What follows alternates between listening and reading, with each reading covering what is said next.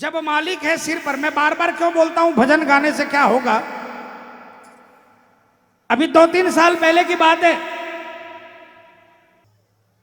मेरे cousin brother मेरे से 250 किलोमीटर दूर रहता, फोन आया कि उसकी पत्नी को 36 साल की उम्र में पेट में डॉक्टर ने कैंसर बता दिया। बायोप्सी करवाई, उसकी रिपोर्ट में भी टाटा की रिपोर्ट में कैंसर डिक्लेयर कर दिया।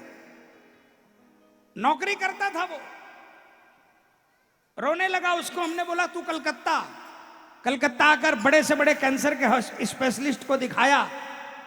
उसने यही कहा कि रिपोर्ट तो यही कहती है कि कैंसर है, मुझे क्या करना है। मैंने कहा डॉक्टर साहब आपकी क्या राय है। बोले दोबारा से एक बार टेस्टिंग करा लो। मैंने कहा सारी टेस्टिंग कर लो। बोला बायोप्सी भी करे, मैं कर लो। बोले पुरानी बायोप्सी की स्लाइड मंगवा दो। मंगवा दी, सारी टेस्टिंग की और बायोप्सी की भी टेस्ट, दोबारा बायोप्सी करवाई मांस का टुकड़ा लेकर, और पुरानी बायोप्सी की स्लाइड और नई बायोप्सी दोनों कलकत्ता की ऐसी लैब में भेजी जिसको वर्ल्ड की कोई लैब मना नहीं कर सकती, जिसकी रिपोर्ट को 10 दिन बाद रिपोर्ट आनी थी। डॉक्टर ने कहा इनको भेज दो। 10 दिन बाद जब रिपोर्ट आए तो लेकर मेरे पास में आ जाना, तब देखेंगे। वो लोग शाम को 5 बजे की ट्रेन से निकलने वाले थे और उस दिन कलकत्ते में कीर्तन था बाबा का।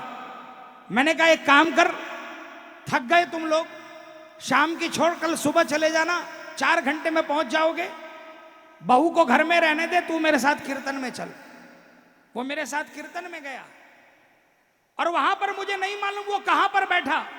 मैंने नहीं कहा किसी को कि मेरा भाई है या इसको वीआईपी में बैठाओ, पता नहीं वो कहां बैठा और 2 घंटे उसने क्या किया मुझे नहीं मालूम।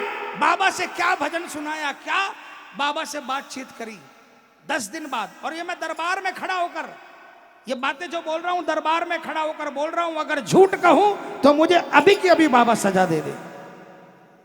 10 दिन बाद 10 दिन बाद मेरा बेटा रिपोर्ट लेने गया।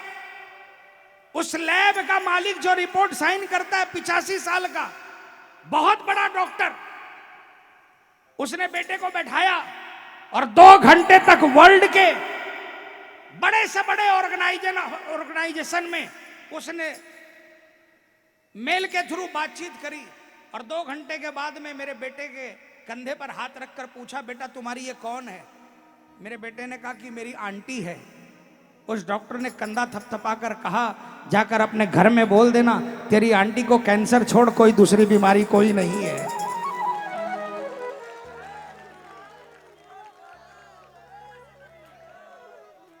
और तू फोन में पागल हो रहा है। क्या कीर्तन में काम बनेगा पागल।